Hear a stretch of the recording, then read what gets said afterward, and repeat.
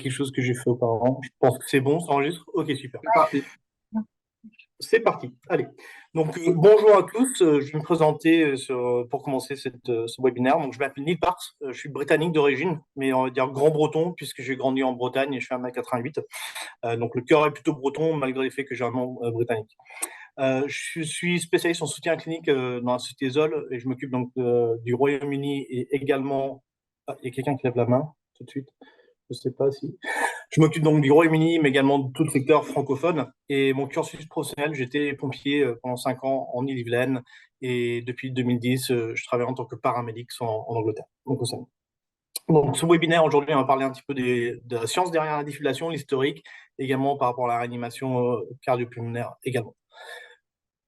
Élise, par rapport aux gens qui lèvent leurs mains, on va vous demander peut-être d'attendre la fin d'une présentation si possible. N'hésitez pas à mettre les questions dans le chat plutôt, comme ça on ne va pas les oublier, on va pouvoir y répondre après. Ok, merci. Qu'est-ce que c'est que la défibrillation? La défibrillation, c'est une question que je vais vous poser, c'est on se tâtonne un petit peu, qu'est-ce que c'est, qu'est-ce qui se passe pendant la défibrillation? On sait qu'on délivre un choc électrique, mais qu'est-ce qu'on délivre exactement? Bon, on va regarder une définition en premier. Et donc, la définition de défibrillation, c'est le traitement d'une fibrillation ventriculaire ou de la fibrillation auriculaire au moyen d'un défibrillateur. C'est assez simple. Ça veut dire quoi?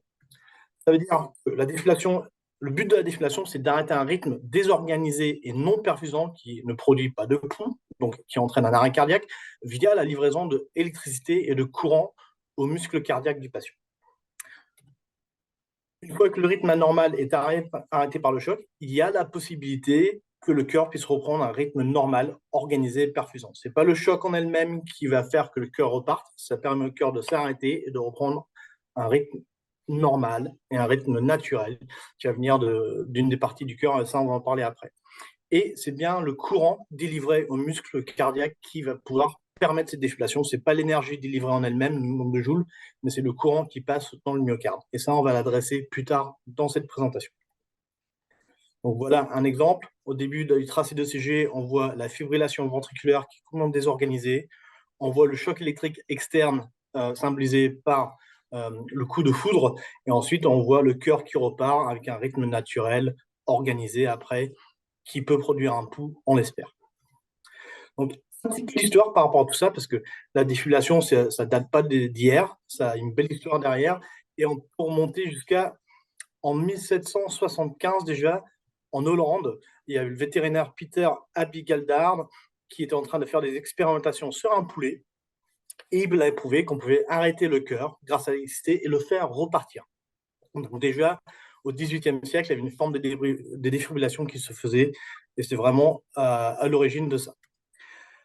Maintenant qu'on va regarder un petit peu plus près de nous, en remontant vers les années 2020, on va s'arrêter déjà en 1899. Il y a la première défibrillation qui a été faite sur un chien par les professeurs Louis Prévost et Frédéric Batelli, qui travaillaient donc à l'université de Genève. Ils ont délivré un choc électrique interne sur le chien.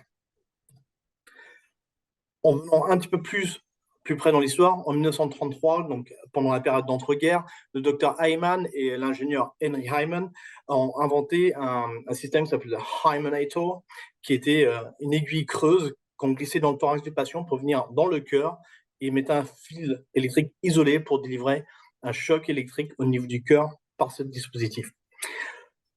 On n'a jamais su si c'était un système efficace ou pas, mais le principe était le même de livrer donc de l'électricité au cœur pour que le cœur puisse reprendre un rythme normal. En 1946, il y a Gurvitch et Dunev qui ont mis en place leur théorie. Ils ont réussi à délivrer un choc électrique externe sur un chien, donc juste après la guerre. En 1947, là c'est vraiment qui je dois noter dans l'histoire, le docteur Claude Beck, qui était cardiologue, était en train de faire une chirurgie cardiaque, donc avec le thorax ouvert, sur un jeune enfant de 14 ans. Et pendant cette période-là, il a fait une fibrillation ventriculaire. Il a délivré un choc électrique interne au niveau du cœur et le cœur a pu reprendre un rythme normal. Et c'est le premier patient qui a survécu à un arrêt cardiaque grâce à une défibrillation délivrée, donc en 1947. Donc, c'est déjà quand même beaucoup d'histoire. Voilà à peu près à quoi ressemblaient les appareils dans cette période-là. C'est loin, loin, loin de ce que nous, on connaît aujourd'hui avec les DAE qu'on trouve un peu partout, ou même les défibrillateurs professionnels qu'on va trouver au niveau du SAMU, au niveau des pompiers. Dans les années 50, on va venir du côté donc, des pays de l'Est, et le docteur Eskin avec l'ingénieur Klimov qui ont été pionniers de la défibrillation externe à l'aide de chocs électriques avec un courant alternatif. Donc là, on commence à mettre en place des chocs électriques externes, mais pas avec un courant direct. En 1952, donc le docteur Paul Zoll, que vous pouvez voir ici, qui était cardiologue donc aux États-Unis, a réussi à développer donc, dans un premier lieu la stimulation externe, et puis en 1956, il avait fait le premier défibrillation externe qui est efficace et qui a fonctionné. Donc on remonte, on a déjà 70 ans d'histoire avec la défibrillation externe qui fonctionne, et les premiers lieux, c'était le docteur Paul Zoll qui a mis ça en place. Et voilà, donc le docteur Paul Zoll, donc, il a vraiment fondé notre société dans les années 1980 et il a laissé vraiment une historique de soins, de cliniques, d'une société qui est menée sur les avancées cliniques et sur le bien des patients. Et ça, c'est quelque chose, on est vraiment très attaché à cette histoire-là chez Zoll, qu'on met en place des choses pour que nos patients puissent avoir les meilleures chances de survivre que possible. En avançant un petit peu, en 1959, donc Lone et Berkowitz qui ont mis en place une forme d'onde qui était la forme d'onde monophasique. Et ça, on va en parler un petit peu après des différentes formes d'onde. Et cette forme d'onde était vraiment le standard des défibrillateurs jusqu'à la fin des années 80, même milieu des années 90. Pour le préhospitalier, donc pour le secteur grand public, mais également pour les services de secours, SAMU, pompiers, l'historique remonte à 1965, où on avait le professeur Frank Partridge, qui était cardiologue à Belfast, qui a mis en place le premier défibrillateur transportable dans une ambulance, et il pesait 70 kg la machine. Donc quand on dit qu'il est portable, il allait dans l'ambulance, on ne le sortait pas vraiment de l'ambulance, on emmenait le patient dans l'ambulance pour le choquer à l'intérieur de l'ambulance. Parce qu'à 70 kg, on ne peut pas déplacer la machine facilement. Et quand on regarde aujourd'hui nos DAE qui font dans les 1 kg, 1 kg 2, ou voire même moins avec les nouveaux défibrillateurs qui arrivent sur le marché, c'est vraiment impressionnant l'avancée qu'on a eue d'un point de vue technologique qui permettent cette portabilité des défibrillateurs. Dans les années 1968, donc seulement 3 ans après que Frank Partridge avait son défibrillateur de 70 kg, on a réussi à réduire ce poids à 3 kg. Et ça, c'est grâce à des inventions de la NASA sur les condensateurs qu'ils ont réussi à mettre en place et pour faire des gains technologiques. Donc, c'est vraiment une belle avancée qui a permis d'avoir, comme je dis, des défibrillateurs portables. Donc, à la fin des années 80 et début des années 90, on a eu d'autres formes d'ondes qui sont apparues, les formes biphasiques, et ça, on va en parler un petit peu après. Il y a différents types de formes biphasiques, et on va regarder un petit peu ce que disent les recommandations là-dessus. Le DAE qu'on connaît aujourd'hui, ça va vraiment remonter à un produit qui s'appelle HeartAid, qui a été mis en place donc, par la Cardiac Resuscitation Company dans les années 70, et qui était vraiment sous un format de défibrillateur portable, semi-automatique, qui faisait une analyse du rythme et qui était facile à utiliser. Depuis les années 2000, donc la défibrillation d'accès public est devenue plus répandue, on les voit maintenant partout, et bien heureusement, parce que ça augmente les chances de survie à un arrêt cardiaque. Et il y a différentes études qui démontrent que l'utilisation d'un défibrillateur augmente de 60% de chances d'arrêt cardiaque, de survie à un arrêt cardiaque, si elle est utilisée dans les premières minutes. En France, et vraiment ciblé à la France, là on est un petit peu peut-être en retard par rapport à d'autres pays, ce n'est que depuis 2007, donc ça fait même pas 20 ans aujourd'hui, que le grand public a le droit d'utiliser un défibrillateur d'accès public. Donc ces deux décrets-là, le décret numéro 2017-705 est vraiment clé. C'est ça qui a permis aujourd'hui que vous puissiez aller vendre les défibrillateurs automatisés externes, les mettre en place dans les carrefours, etc., les grands magasins, là où on sait qu'il y a vraiment un bénéfice. Et en 2005, lorsque moi j'ai commencé ma formation de pompier volontaire, pour utiliser le défibrillateur, il a fallu que je sois validé par un médecin et attesté à avoir le droit d'utiliser un défibrillateur. Donc ça prouve les progrès qu'on a fait en l'espace de 20 ans, que ça se démocratise, et tant mieux pour nos patients. Donc, un petit peu d'anatomie. Donc, en temps normal, on a chacun notre cœur est une machine très très fiable. Elle va battre entre 60 et 100 fois à la minute toute notre vie. Et au repos, comme on est assis là, le débit cardiaque est d'environ 5 litres par minute. Pour moi, là, actuellement, il est peut-être un peu plus élevé parce que je suis en train de faire une présentation, donc un peu stressé, donc peut-être multiplié par 2. Voilà à quoi ça ressemble. On a de l'électricité qui gouverne le cœur, on a une pompe qui fait les auricules et les ventricules, tout se passe bien, le sang est éjecté, ça va vers le le cerveau, les poumons, et tout se passe bien. On a une physiologie normale. Et c'est ça que le corps humain aime. Sauf que des fois, ça se dérègle un peu. Donc, je vais juste faire un petit peu récapitulatif entre deux choses, entre la crise cardiaque et l'arrêt cardiaque, parce que des fois, il y a des petites confusions. Donc, on va juste refaire un topo là-dessus. Donc, la crise cardiaque et l'arrêt cardiaque, c'est deux choses différentes. Pour une crise cardiaque, ce qu'on appelle, nous, en milieu professionnel, un infarctus du myocarde, on a une des artères coronaires du cœur qui est bouchée soit par un caillou, soit par ici, on peut voir l'artériosclérose, donc le ralentissement de l'artère, et le cœur est dépourvu de sang oxygéné, et le muscle cardiaque commence à mourir, commence à être nécrosé. Ce qui est forcément pas désirable, mais qui est tout à fait traitable si c'est pris en charge assez rapidement. On va l'emmener en bloc de coronographie, déboucher l'artère, ça se passe très bien. Ça ne veut pas forcément dire qu'il va avoir fait un arrêt cardiaque. L'arrêt cardiaque, c'est quand le cœur ne pompe plus, soit parce qu'il y a un rythme électrique complètement désorganisé qu'on peut voir ici, et là, on a tout intérêt à délivrer un choc électrique externe pour corriger ce rythme totalement désorganisé, soit il y a d'autres problèmes tels qu'une perte de sang ou une hypoxie, et dans ce cas-là, il faut traiter ces choses-là. Donc voilà, comme je le dis, en temps normal, on a le rythme naturel qui vient d'une nœud sinusoïdale, c'est le pacemaker du cœur, c'est le chef d'orchestre si vous voulez, c'est lui qui crée les 60 à 100 battements minute. L'électricité ensuite va descendre entre les auricules ici, faire une contraction des auricules, va attendre un petit peu au bloc atrioventriculaire avant de descendre dans les ventricules, faire une contraction des ventricules et éjecter le sang, donc pour aller au cerveau, pour aller dans les reins et pour aller aux poumons, pour qu'ils soient oxygénés. Lorsqu'on a une fibrillation ventriculaire, on peut voir ici l'électricité sur ce tracé d'ECG qui devient désorganisé, qui est totalement aléatoire, et le cœur est en train de fibriller comme ça. Et non, du coup, il ne bat plus. Et il n'y a plus d'éjection de sang. Et ça, donc, du coup, le patient est en arrêt cardiaque puisqu'il n'a pas de pouls et il faut le corriger. Et pour traiter donc cette fibrillation ventriculaire, il faut délivrer un choc. La solution que je disais, c'est de faire kaboom avec le défibrillateur, de délivrer notre choc électrique externe, et tout se passe bien normalement. Donc la solution, c'est d'aller chercher un DAE aussi rapidement que possible et de commencer la RCP. On a besoin de faire cette défibrillation aussi rapidement que possible. Quand on regarde les guidelines de l'ERC, là c'est directement des textes originaux de l'ERC puisque la traduction française n'est pas compréhensive, c'est vraiment juste une rédaction assez abrévée de toutes les guidelines, donc je suis allé chercher le texte dans la version originale. Ici, on peut voir que la défibrillation dans les 3 à 5 minutes suivant l'arrêt cardiaque peut avoir des chances de survie aussi hautes que 50 à 70% des cas, et ça peut seulement être fait grâce aux défibrillateurs d'accès public et au DAE. Et chaque minute de délai entre l'arrêt cardiaque et la défibrillation va réduire les chances de survie entre 10 et 12%. Donc c'est énorme.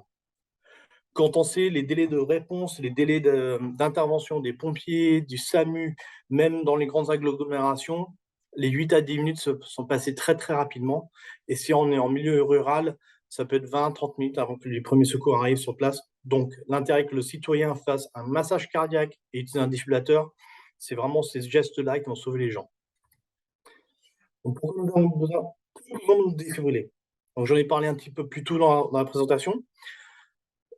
Le défibrillateur va analyser l'ECG automatiquement, et ça, je vais en parler un petit peu de comment ça se fait après, mais il va déceler si le rythme peut être choquable ou non choquable. Donc, il y a deux rythmes où on peut délivrer un choc, où la machine va décider. La fibrillation ventriculaire, donc avec ce rythme complètement désorganisé qui n'arrive pas à générer un pouls, et la tachycardie ventriculaire sans pouls, où ça bat tellement rapidement que là, encore une fois, ça bat à une vitesse où le cœur ne peut plus pomper parce que ça se contracte trop rapidement. Il y a différents rythmes qui ne peuvent pas être choqués. Donc, tout rythme perfusion, donc tous les rythmes normaux où on a un pouls, donc bien entendu, tout ce que nous, on a là aujourd'hui, puisque nous sommes tous debout, on est tous conscients, on a un pouls. Donc, le rythme qu'on a aujourd'hui, on ne peut pas le choquer. Donc, ça ressemble à ça, rythme sinusal normal, une bradycardie, une tachycardie. Et également deux rythmes qui sont des rythmes d'arrêt cardiaque qui ne peuvent pas générer de pouls, ce qu'on appelle l'activité électrique sans pouls et l'asystolie. L'asystolie qu'on voit assez souvent dans les séries télévisées où les médecins vont délivrer un choc pour faire repartir le cœur du patient, c'est quelque chose qui n'est totalement pas faisable, sauf à Hollywood, où ils choquent des tracés plats. Donc, comment le DAE sait quoi choquer? Donc, le DAE, à l'intérieur, l'électronique va analyser le rythme et va diviser l'ECG en plusieurs segments de 3 secondes et va chercher à regarder qu'est-ce que c'est comme tracé. Il a tout un système d'algorithmes à chercher le temps entre les QRS, etc. Tout ça pour voir s'il faut qu'il choque ou pas. Concrètement, ça ressemble à peu près à ça au niveau des études que nous, on a publiées. Sur les, donc à gauche, on a les patients adultes, à droite, on a les patients pédiatriques. On peut voir ici, pour les rythmes choquants, fibrillation ventriculaire, on veut essayer d'avoir 90% de sensibilité. Ça veut dire qu'au moins 90% des fibrillations ventriculaires soient décelées et choquées. Et là, on est à 99% avec l'algorithme de l'AED3 ou l'AED+. Pour les tachycardies ventriculaires, donc là, on est à 98% de spécificité. Voilà, donc c'est assez sensible, ça va déceler le bon choc et en même temps, ça va pouvoir déceler les rythmes qui ne sont pas choquables et voilà justement ne pas recommander un choc si ce n'est pas indiqué. Toutes ces informations-là sont à l'arrière des manuels d'utilisateurs, sont téléchargeables sur les sites web. Donc, quelques notions techniques par rapport à la défibrillation en elle-même. Parce qu'on en a parlé un petit peu, on a parlé de pourquoi on défibrille, l'histoire. Là, maintenant, on va regarder comment on le fait et qu'est-ce qui se passe. Donc, la première des choses à faire correctement, c'est mettre en place les électrodes au bon endroit. Et ça, donc tous les électrodes, on a des images pour nous aider à mettre ça en place au bon endroit. Et c'est très important de bien les appliquer. Ici, on peut voir un autre jeu d'électrodes. Donc là, ici, on a le placement juste, mais également avec une modification pour les patients pédiatriques parce qu'ils sont plus petits. On va venir coller les patchs en antérieur-postérieur, donc une devant et une derrière, plutôt que les mettre sur le thorax en avant. C'est juste une histoire de place. Il ne faut pas que les électrodes se touchent. Donc, du coup, chez les enfants, on va les mettre en antérieur-postérieur. Et pourquoi ce placement est si important? Le but du jeu, comme je disais, c'est de faire passer un courant électrique entre une électrode à l'autre électrode en traversant le cœur, et puis il va faire demi-tour, il va revenir. Il faut qu'il retraverse le cœur. Si on ne met pas bien nos électrodes au bon endroit, il y a moins de chances que le courant passe dans le myocarde, il va passer à côté, ou va pas passer entièrement dans le myocarde, il aura moins de chances d'avoir un succès avec le choc. Il faut vraiment que ces électrodes soient bien mises, qu'on suive bien les recommandations sur le packaging des électrodes, puisque chaque électrode est un petit peu différent. Mais dans l'ensemble, on va mettre une ici sur le thorax et l'autre, on va venir chercher à la mettre assez haut au niveau de l'aisselle. Pour tout ce qui est recommandation de l'ERC, pour l'enseignement, pour tous les adultes, l'ERC a dit on va toujours mettre les électrodes en antérieur latéral pour que tout le monde fasse pareil, pour que ce soit plus simple. Il ne faut pas compliquer, il faut que ce soit facile à faire, rapide à faire, mais bien fait quand même. Une bonne préparation de la peau est super importante. Donc ici, par exemple, on a un patient qui est assez poilu. Ce n'est pas idéal de mettre des électrodes directement sur les poils. Ce qu'on va faire, c'est plutôt avoir une torse nue, donc il faut raser pour bien mettre les électrodes, pour qu'il y ait vraiment un bon contact. Et pourquoi c'est important? Si on a de l'air ou des poils ou que les électrodes sont moins bien collés que si on prenait quelques secondes pour bien se préparer, on va augmenter l'impédance, donc la résistance entre les électrodes et puis la peau et puis le cœur. Et donc, du coup, l'électricité va falloir qu'il traverse plus de résistance pour arriver au niveau du cœur. Et ça peut être indésirable, puisque ce qu'on veut faire, c'est faire passer un maximum d'électricité dans le myocarde, dans le muscle cardiaque du patient. Quand on regarde sur les études, on s'aperçoit que la plupart des adultes ont une résistance transthoracique, ce qu'on appelle l'impédance transthoracique, qui fait entre 70 et 80 ohms de résistance. Donc, si on se rappelle sur les cours de quatrième, qu'on faisait un peu d'électricité, un peu de technologie avec les résistances et les différents ohms, la plupart des gens entre 70 et 80 ohms. Mais si on met des électrodes d'une mauvaise façon, mal appliquées avec les poils en dessous, on va augmenter cette résistance jusqu'à quasiment 150 ohms. Donc, ce qui était une augmentation tout à fait remarquable et une augmentation qu'on va éviter. L'impédance transthoracique est donc influencée par le contact entre l'électrode et la peau, mais pas que ça. Il y a également la phase de ventilation. Donc, si on est en train de faire du bouche à bouche et quand on donne avec le ballon une insufflation en même temps, ça augmente l'impédance. L'impédance, c'est quoi? C'est un mot qui fut donc inventé par Oliver Heaviside et qui vient du verbe anglais to impede, donc retenir. C'est quelque chose, comme je disais, qui fait la résistance à l'électricité. Donc, au lieu d'avoir une route bien droite entre nos deux électrodes, si on a de l'air, des poils, un patient qui est un peu déshydraté, on va à une route sinueuse comme ça, et donc il y a plus de difficultés pour que l'électricité arrive au niveau du cœur. Donc les choses qui augmentent l'impédance. Les patients qui ont un BPCO, par exemple, ils ont des poitrines assez gonflées d'air. Donc l'air, ça c'est quelque chose qui isole très bien et qui n'est pas très bien pour la conduction électrique. Les patients déshydratés, puisque quand on a une bonne hydratation, on a une bonne contenu d'eau dans le corps, et donc du coup l'eau, on sait très bien que ça conduit bien l'électricité. Les gens qui ont un faux bronzage, par exemple, ce faux bronzage-là sur la peau, ça a une interférence avec le contact électrode-peau, donc du coup, ça augmente l'impédance. Donc, il y a plein de choses comme ça, et on va essayer de les réduire au maximum pour qu'il y ait plus d'efficacité au niveau du choc. Ça revient un petit peu à la loi d'Ohm. La loi d'Ohm, juste rapidement, donc là, c'est pareil, je ne vais pas faire un cours d'électronique, mais on a donc le courant représenté par les ampères, c'est ce qu'on veut délivrer au niveau du cœur pour que le choc électrique soit efficace. On a la résistance représentée par la loi d'Ohm qui augmente donc la difficulté pour que le courant soit délivré. Et derrière, on a le voltage qui est en train de pousser le courant. Donc, du coup, c'est le voltage qui va augmenter, qui va permettre de passer au-dessus de cette résistance pour que l'électricité passe bien au niveau du thorax. Comme j'en ai parlé un petit peu plus tôt dans la présentation, on a différentes formes d'ondes. On a donc le monophasique, le biphasique, donc avec deux principaux biphasiques, il y en a d'autres, mais les deux principaux sur le marché, ce qu'on appelle l'onde biphasique exponentielle tronquée, ou ce qu'on appelle BTE, qui est bien plus simple à dire, et l'onde biphasique rectiligne, l'OBR ou la RBW, suivant si on est anglais ou américain.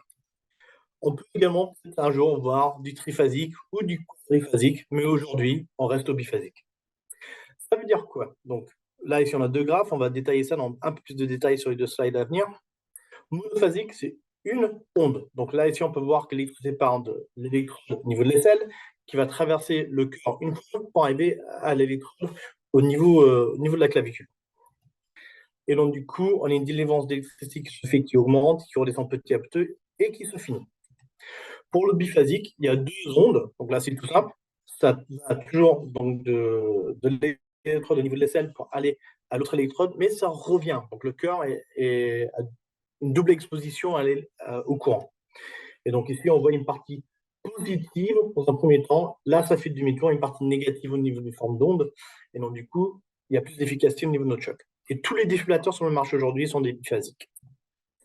Comme je disais, on a deux principaux formes d'onde, ce qu'on appelle la vague physique, l'onde biphasique rectiligne, qui ici, on peut voir, on a un tracé assez plat qui ressemble un peu à Parkinson. Et ça, c'est des résistances qui s'ouvrent et qui se ferment, qui permettent d'adapter par rapport à l'impédance transthoracique.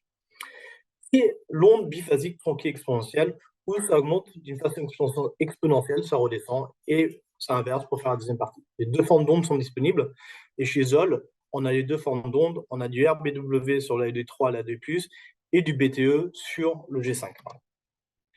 La forme d'onde en elle-même est constituée par trois choses, donc la tension délivrée, le courant délivré et la durée sur la forme d'onde. Pourquoi ces trois éléments-là sont importants? C'est tout simple. On fait une équation avec ces éléments-là, et la tension multipliée par le courant multipliée par le temps va nous donner les joules. Et souvent, quand on parle de défibrillation, on va parler de le choc est délivré à 120 joules, 150 joules, 200 joules, 300 joules, 360 joules.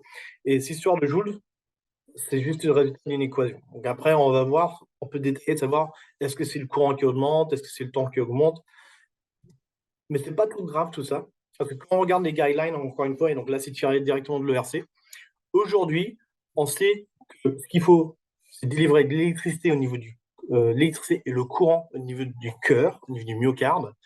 Et c'est ça qui permet donc la conversion de la fibrillation ou la tachycardie ventriculaire sur un rythme normal. Mais aujourd'hui, dans les études qu'on a, il n'y a aucune preuve qui démontre que l'onde biphasique rectiligne ou l'onde BTE est supérieure à l'un ou à l'autre. Donc les deux ondes sont tout à fait acceptables dans les guidelines et on peut très bien utiliser les deux. On voit ici que le premier choc délivré par l'onde RBW, il faut que ce soit au moins 120 joules, et pour l'onde BTE, c'est 150 joules. Voilà. Donc, c'est les seules choses que disent les guidelines. Ça permet de répondre que ce qu'il faut, c'est surtout passer du courant dans le cœur. Donc, c'est bien de choquer, et ça, c'est tout à fait important, mais il ne faut pas oublier la RCP. Et pourquoi ça, c'est hyper important? Puisque sur un arrêt cardiaque sur 4 en préhospitalier, c'est un rythme choquable, et sur les 3 autres arrêts cardiaques, c'est un rythme non choquable. Si on ne peut pas choquer le patient, on ne peut que le masser. Nos 4 patients ont tous besoin d'un massage cardiaque de qualité et un de ces patients-là a besoin d'un massage cardiaque de qualité et d'une choc électrique externe rapide. Et quand on revient sur la chaîne de survie, on regarde ici la chaîne de survie que tout le monde connaît. Donc la première chose, c'est de reconnaître l'arrêt cardiaque et d'appeler au secours. Deuxième chose, c'est d'entamer une réanimation cardio-pulmonaire précoce. Ensuite, de faire une défibrillation précoce. Donc ça, c'est la chaîne de survie que tout le monde connaît. Et d'ailleurs, quand on regarde dans les top messages de l'ERC de 2021, on retrouve ça. Donc, reconnaître l'arrêt cardiaque et commencer la RCP, alerter les services médicaux de secours, commencer les compressions thoraciques si ce n'est pas encore fait, et chercher un DAE. Et pour les gens, après tout ça, l'autre priorité, c'est d'apprendre à faire une RCP. On a une chaîne de survie modifiée qui a été proposée par le professeur Dicking, qui met une grosse amplitude sur les 2 premières parties de l'arrêt cardiaque. Donc, dans un premier temps, il faut reconnaître l'arrêt cardiaque. Et ça, c'est encore quelque chose aujourd'hui où on voit, même avec les professionnels, il y a certaines fois, on a du mal à reconnaître. Je pense au footballeur danois Eriksson, qui a fait son arrêt cardiaque sur le match de foot. Quand on regarde la vidéo, il s'est passé après quasiment 2 minutes avant qu'il commence le massage cardiaque. Et donc, du coup, la reconnaissance n'a pas été immédiate. Il est en train de gaspiller, c'était très difficile à gérer, c'est une situation compliquée. Et il s'en est bien tiré avec une bonne survie, avec un séquel neurologique impeccable. Il a été pris en charge rapidement, mais il aurait peut-être pu gagner quelques secondes. Donc, il faut bien reconnaître l'arrêt cardiaque d'entrée de jeu, tout de suite, dès que possible, et commencer la RCP dans un premier temps. Et après, comme je dis, la défilation arrive derrière. Donc, qu'est-ce que nous devons faire? Donc, je dis une RCP d'eau de qualité. Et ça, je vais détailler qu'est-ce que c'est qu'une RCP d'eau de qualité dans les 2-3 minutes à venir. Et, comme je dis, si indiqué, de choquer le patient, si indiqué. Dans tous les cas, il faudra quand même mettre un défibrillateur parce qu'on ne saura pas si le rythme est choquable ou pas sans que le défibrillateur analyse le patient. Mais la priorité, c'est le massage cardiaque suivi de l'utilisation de DAE dès que possible. Donc, qu'est-ce qu'on peut améliorer? Donc, je disais, à peu près un arrêt cardiaque sur 4 se présente à un rythme choquable, donc fibrillation ventriculaire ou tachycardie ventriculaire sans pouls. En France aujourd'hui, et ça c'est les données que j'ai prises au niveau de la Société de cardiologie française, il y a 40 000 personnes qui meurent prématurément d'un arrêt cardiaque. Donc c'est quand même un nombre conséquent. Là ici, c'est des données qu'on a récoltées au niveau de l'étude Eureka 2. Et donc en Europe, on a une variation assez incroyable suivant la mise en place de la RCP par les témoins. Donc la moyenne se retrouve à 58%, avec une fourchette qui va de 13% dans les pays, surtout les pays de l'Est, à 83% où on se retrouve aux pays tels que le Danemark ou les Pays-Bas. L'utilisation d'un DAE en France, en Europe, pareil, ça reste assez variable entre les pays où c'est à 4% et les Pays-Bas où ils sont à 59% des arrêts cardiaques en préhospitalier, ils ont mis en place un DAE avant que les secours arrivent. Et c'est là que c'est vraiment clé, c'est d'essayer de faire progresser le système vers cette méthode, on va dire, un petit peu des Pays-Bas, où ils ont vraiment une prépondérance des DAE, mais également de gens formés à masser. En France, aujourd'hui, le taux de survie à 30 jours est de 4,7%. Et ça, c'est pris sur le bord de l'arrêt cardiaque de la Société française de médecine d'urgence. Ici à droite, le graphique qu'on puisse représenter, ça vient de l'étude Eureka 2. On voit ici la France, ici, FR, qui est dans les 5% de taux de survie. Donc, quelque chose qu'on pourrait bien augmenter. Si je compare par rapport à la Grande-Bretagne, où moi je travaille, on est un petit peu mieux dans les 8 à 9%, mais ce n'est pas encore un idéal non plus. Et quand on regarde nos pays scandinaves, la Finlande, l'Islande et également, comme je disais, les Pays-Bas, on est quasiment à 20% de chances de survie à un arrêt cardiaque. Et ça, c'est pour tout arrêt cardiaque, choquable et non choquable. Donc, ça démontre que les systèmes fonctionnent et il faut s'inspirer un petit peu de ce qui se passe dans ces pays scandinaves sur l'éducation et la mise en place des DAE pour faire progresser la chose. Tous nos patients en arrêt cardiaque ont besoin d'une RCP de haute qualité. Donc, qu'est-ce que c'est que les compressions thoraciques de haute qualité? Donc, c'est des compressions qui démarrent aussi rapidement que possible, bien entendu, mais c'est des compressions bien faites. Donc, déjà, au bon endroit, de bien masser. Donc, sur la moitié inférieure du sternum, ça ne sert à rien de masser sur l'abdomen, comme des fois, malheureusement, on voit faire, surtout ceux des gens en panique. De faire ces compressions qui sont délivrées à une profondeur d'au moins 5 cm, mais pas plus de 6 cm. Donc, on a 1 cm de zone cible qui est très précis et très difficile à atteindre si on n'est pas guidé pour faire ce massage cardiaque.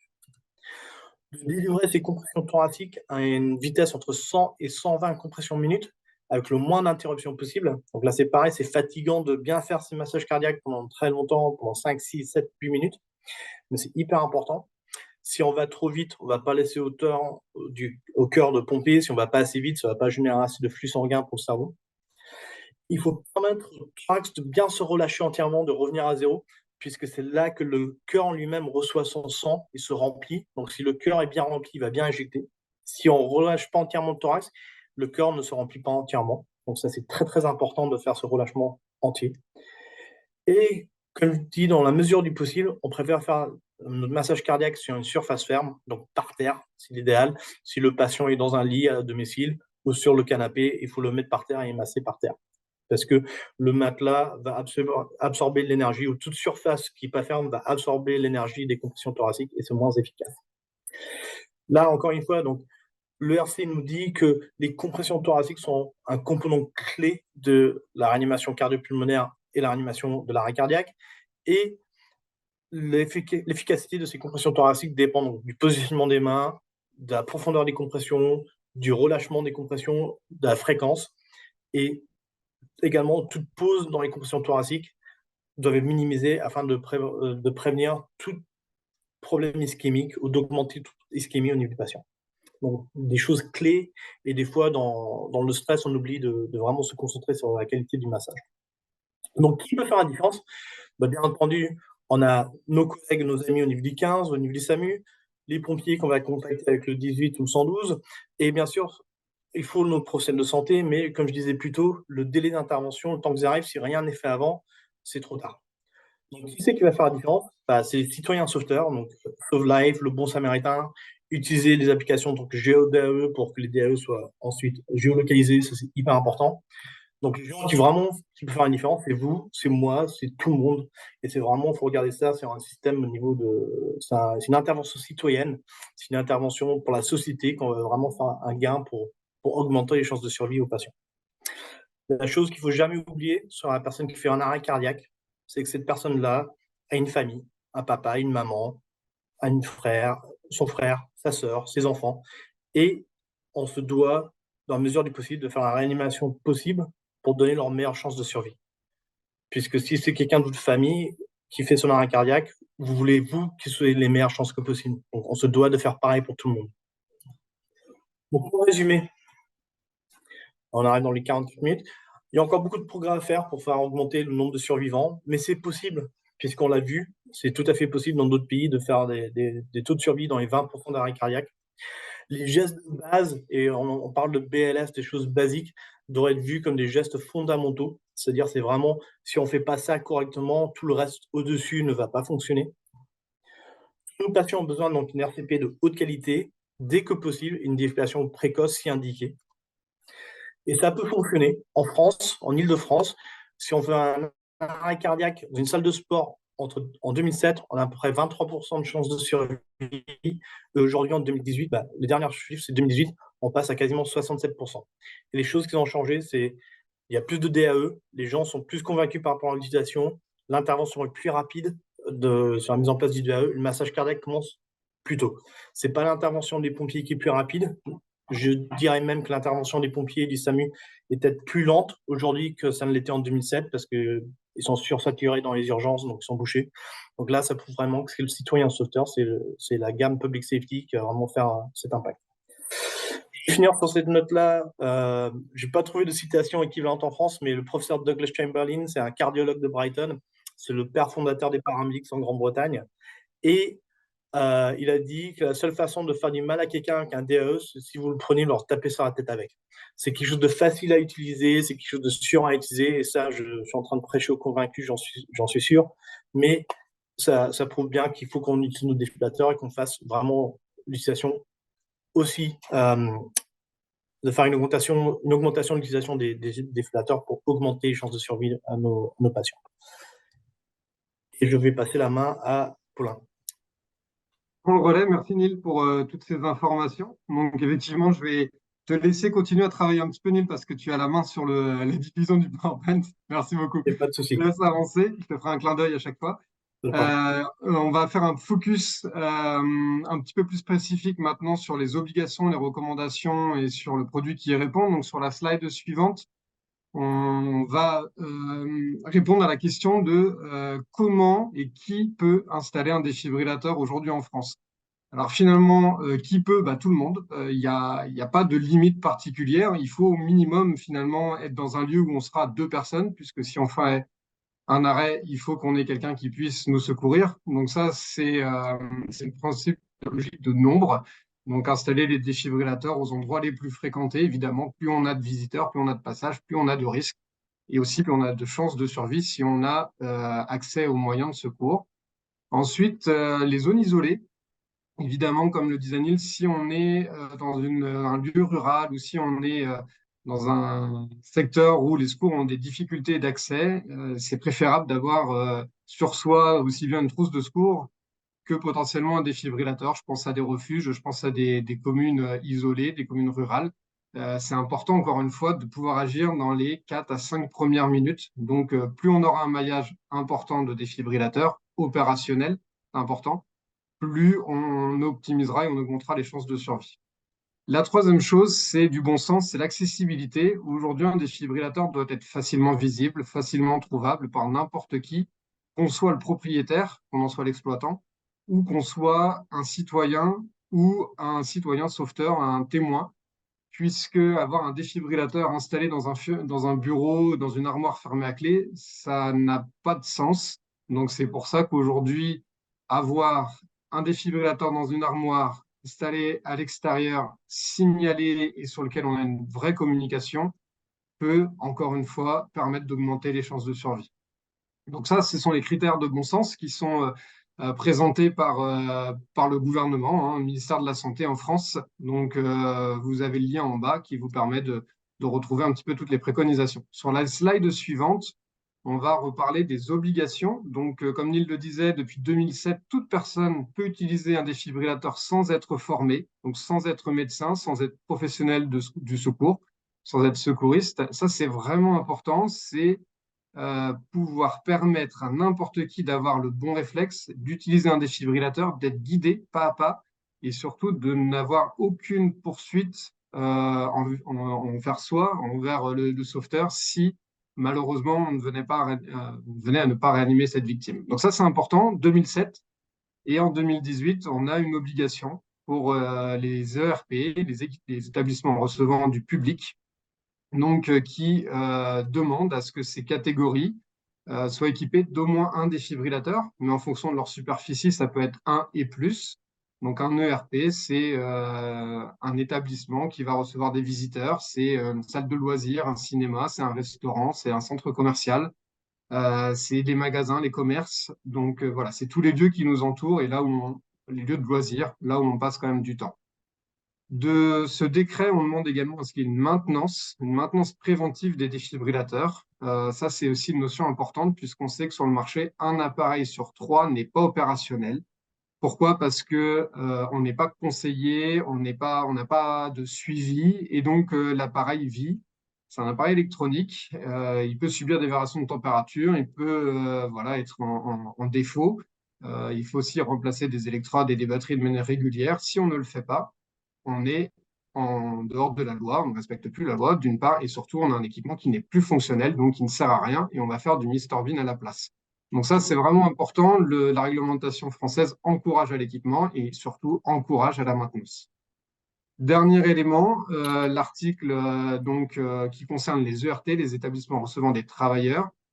Là aussi, une notion intéressante, l'employeur doit mettre en place tous les moyens nécessaires à la chaîne de secours, donc pour ses salariés, pour ses collaborateurs. Donc ça va de tout ce qui va être plan de formation et à la simple armoire à pharmacie, trousse de secours, jusqu'au défibrillateur. Donc aujourd'hui, là aussi, plus vous avez de salariés, plus vous êtes présent sur site, plus potentiellement vous avez de risques. Et donc, il est intéressant d'avoir un défibrillateur à portée de soi. Sur la slide suivante, on va donc décrire très simplement les éléments différenciants de la gamme Zoll. Donc, on a trois produits aujourd'hui. On est sur un positionnement très premium, très haut de gamme, avec un historique dans le domaine de la cardiologie. Donc, depuis 1980, la date de la création de l'entreprise aux États-Unis, mais depuis donc les années 50 avec les recherches du docteur Paul Zoll.